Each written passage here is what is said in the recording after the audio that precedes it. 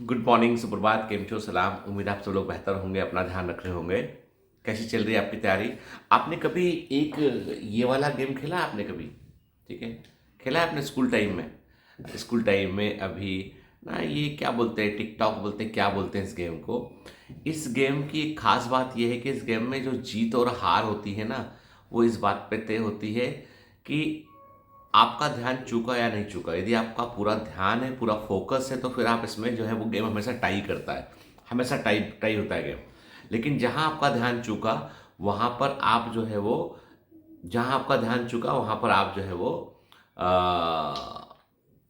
जीत जाएंगे या हार जाएंगे। आप ध्यान चुका तो आप हार जाएंगे, सामने वाले का ध्यान चुका तो आप जीत जाएंगे, खुद का ध्यान चुका तो आप हार जाएंगे। ठीक है ना? अलर्ट रहेंगे तो ये टाई कर जाएगा। बहुत सारे क्वेश्चन एग्जाम में ऐसे होते हैं, ठीक है ना? सिली मिस्टेक होती है उनमें के। इस गेम में बहुत बुद्धिमान आदमी है वो जीतेगा, ये का काम ये ज़्यादा मैटर नहीं करता। ये मैटर करता है कि आपने ध्यान से जो ब्लॉक्स रख रहे हो, आप जहाँ पे बना निशान बना रहे हो, क्रॉस कर रहे हो, वहाँ आपने अटेंशन दिया है नहीं दिया। तो अटेंशन कम होने पे आदमी व्यक्ति हारता है। ठीक है? तो एग्जाम की भी यही बात होती है। चाय पियेंगे आप?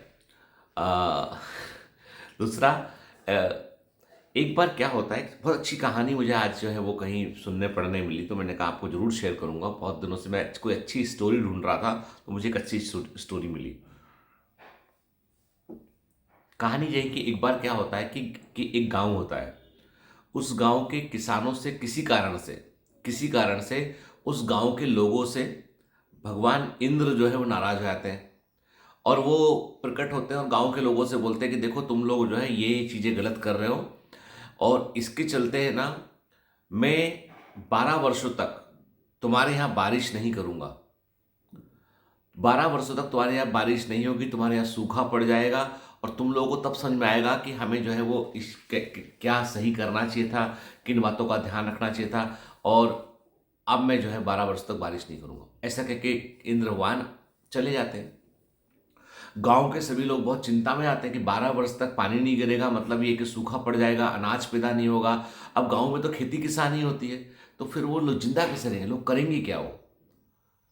तो लोग, गांव के लोगों को लगता है कि यार कि भगवान इंद्र ने जो है वो गुस्सा होकर ये कह दिया है, अब क्या करें क्या करें। तो वो कहते हैं एक ही तरीका भी है, इंद्र भगवान को दोबारा आह्वान करते हैं, बुलाते हैं, और उनसे हम बोलते हैं कि भगवान माफ कर दो हमसे, आगे से ऐसा नहीं करेंगे हम। ठीक है?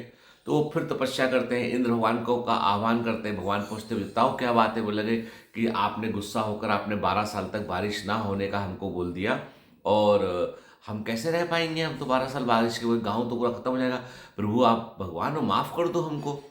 तो भगवान इंद्र बोलते, देखो ऐसा है कि जो हमने गुस्से में शाप दिया तुम लोगों को, उसको ऐसे वापस नहीं ले सकते, उसका हम तोड़ बता देते हैं। तोड़ ये है उसका कि तुम भगवान शिव के की आराधना करो, भगवान शिव को प्रसन्न करो, और उनसे बोलो कि जिस दिन वो उनका डमरू बजेगा, जब वो डमरू तू बजा देंगे, तो हम बारिश हो जाएगी। भगवान शिव से बोलो कि भाई हम डमरू बजा दें वो, तो हम बारिश हो जाएगी। जब भी वो डमरू बजा देंगे बारिश हो जाएगी। गाँव वाले कहते हैं कि ठीक है। अब इंद्र भगवान जो है वो एक चालाकी करते हैं, सीधा भगवान शिव के पास जाते हैं, और भगवान शिव से जाके बोलते हैं कि देखो भगवान भगवान, मैं तो बहुत छोटा व्यक्ति हूँ आपके सामने। हुआ ये कि मेरे मान सम्मान में ठेस पहुंच गई, और उसका मुझे बहुत बहुत बुरा लगा मुझे। तो मैंने गांव के लोगों को श्राप दे दिया कि 12 साल तक बारिश नहीं होगी। तो वो आपका आह्वान करेंगे कि डमरू बजा दे, आप तो बारिश हो जाएगी।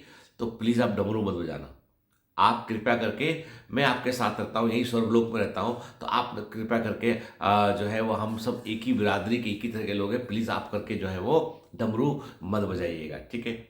भगवान शिव कहते ठीक है यार इंद्र, तुम्हारा अपमान, मतलब ये तो सभी देवताओं का अपमान है, देवी देव का अपमान है, तो हम डमरू नहीं बजाएंगे, पक्की बात। ठीक है? तुम चिंता मत करो। तो इंद्र भगवान चले जाते हैं यहाँ से। अब गांव के लोग भगवान शिव की पूजा करते हैं, बहुत आराधना करते हैं, बहुत दिन तक तपस्या चल रही होती है कि फिर भगवान शिव को आना पड़ता है। ठीक है? भगवान शिव प्रकट आते हैं, बोलते हैं बताओ क्या चाहिए? कहना साहब ऐसा ऐसा हुआ कि इंद्र भगवान ने शाप दिया है, आप डमरू नहीं बजाओगे तब तक बारिश नहीं होगी यहाँ पे, आप प्लीज डमरू बजा दीजिए। गांव के लोग बोलते हैं। भगवान शिव कहते देखो ऐसा है, ये सब तुमको, जो तुम लोगों ने महिलाओं पर, बच्चों पर अनाचार किया, जो भी किया, तुमको ये सब करने के पहले सोचना चाहिए था। अब तुम सुधार चाहते हो तो अब जो है आ, डमरू तो 12 साल के बाद ही बजेगा। बजेगा डमरू 12 साल के बाद ही बजेगा, उसके पहले डमरू नहीं बजाऊंगा मैं। अब गांव के लोग तो उनको निराश हो आते हैं कि उनको लगता है इंद्र भगवान ने मना कर दिया, शिव भगवान ने मना कर दिया, अब तो कोई चारा ही नहीं बचा है। तो गांव के लोग सब काम धंधा बंद करके जो है वो अपना ठीक है 12 साल किसी प्रकार से गुजारने हैं। ठीक है, थोड़ा बहुत जो भी है वो करेंगे, देखेंगे कैसे क्या कर सकते हैं ना। ठीक है, के लिए चारा बाहर से लेके आएंगे, मवेशी पालेंगे, दूध करेंगे, कुछ करेंगे, कुछ भी करेंगे, जिंदा रहने के लिए जो हो सकता है जुगाड़ वो करेंगे। ठीक है, मिनिमम में काम चलाएंगे। गांव के लोग मेंटली तैयार आते हैं और वो ऐसा रहने लगते हैं।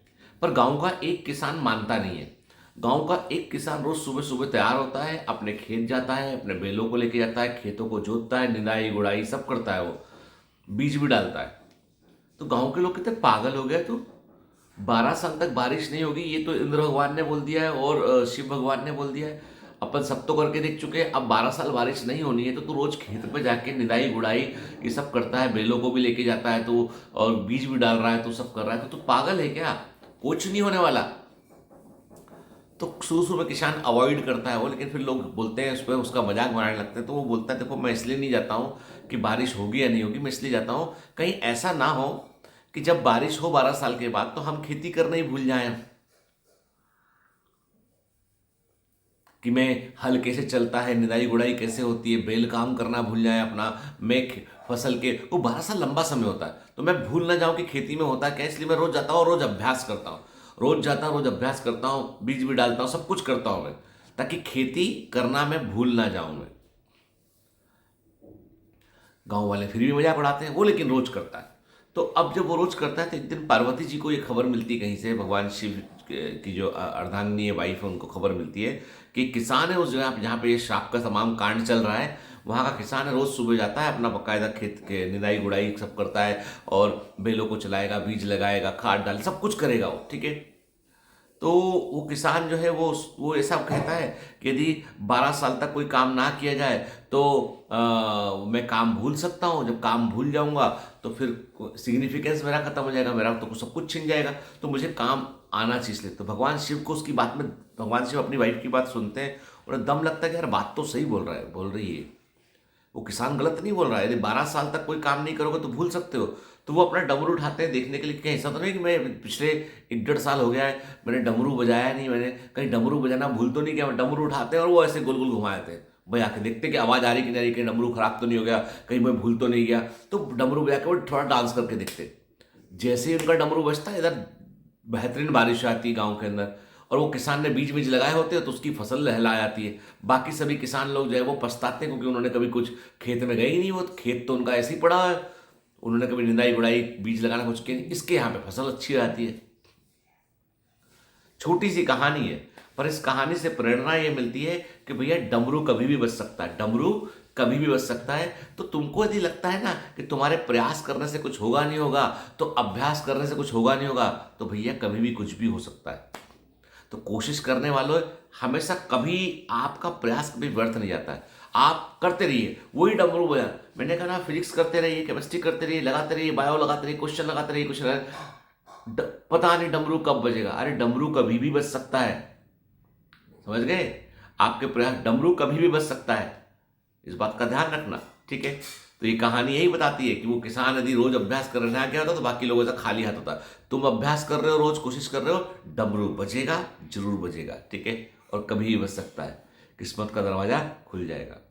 ठीक है, कुछ बच्चे कह रहे हैं कि सर बायोमेंटर्स का जो एआई वाला बैच है उस बैच का सिग्निफिकेंस क्या है, तो बेटा आप जाके देखो बैच को। बायोमेंटर्स का जो एआई वाला बैच है वो बेसिकली आपको जो भी एआई कस्टमाइज बैच रिलीज हुआ है, और थोड़े दिन के बाद एआई गाइडेड बैच रिलीज होगा जो अगले सेशन के लिए होगा। ठीक है, तो एआई वाले बैच ने बेसिकली बहुत कुछ जो है वो आप पर कंप्यूटर के थ्रू मॉनिटरिंग करना शुरू किया आपके ऊपर। ठीक है, जो एक नया कॉन्सेप्ट है। और अभी हम लोगों का ऑफलाइन वाला बैच, ग्लेटर बैच पूरा हो गया, बच्चे चले गए। कल मैं जब गया सेंटर पे अपने, तो बच्चे बहुत 10 बात 5 बच्चे होंगे जो पढ़ने आए, कुछ डाउट पूछने आए होंगे, बाकी सब बच्चे चले गए। तो जब वो थे तो उन्हें मैं डांटा करता था, अक्सर अक्सर बोलता था पढ़ लो, ये कर लो, ये गलत कर रहे हो, वो गलत कर रहे हो, है ना। डांट पड़ती थी उनको किसी किसी चीज़ पे, ठीक है ना। चले गए तो पूरा सब कुछ सुना हो गया, था ना, घर में बच्चे होते तो सुना सब कुछ होता है, ठीक है ना। कल का पूरा दिन जो निकाला ऑफिस में, तो वो पूरा सूना सूना सूना सा लगा कि कोई एक्टिविटी नहीं, कोई कोलाहल नहीं, एकदम शांत हो गया सब कुछ वहाँ पे, ठीक है।